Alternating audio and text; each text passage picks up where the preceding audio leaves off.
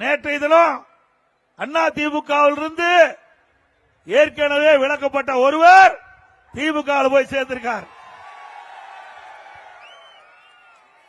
அவர் நேற்று பேசுகின்ற பொழுது அண்ணா திமுகவில் எனக்கு சரியான மரியாதை கொடுக்கல, வேண்டுமென்றே திட்டமிட்டு நீ வெளியேற்றுவதற்கு நடவடிக்கை எடுத்தாங்க. நாம நடவடிக்கை எடுக்கல.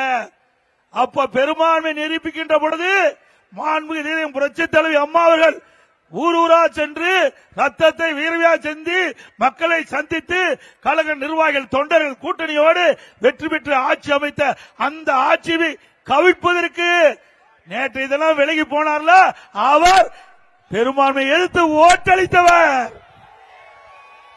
திராவிட முன்னேற்ற கழகத்தோடு சேர்ந்து அண்ணா திமுக அரசை வீழ்த்த நினைத்தவர் அவரா வீழ்ந்து போய்விட்டார். கேடு நினைப்பவன் கெட்டு போவான், உப்பை தின்றவன் தண்ணி குடித்தே ஆக வேண்டும். அதே போல இந்த இயக்கத்திற்கு துரோகம் விளைவித்தார். அதனால அவர் வெளியேறி இருக்கிறார்.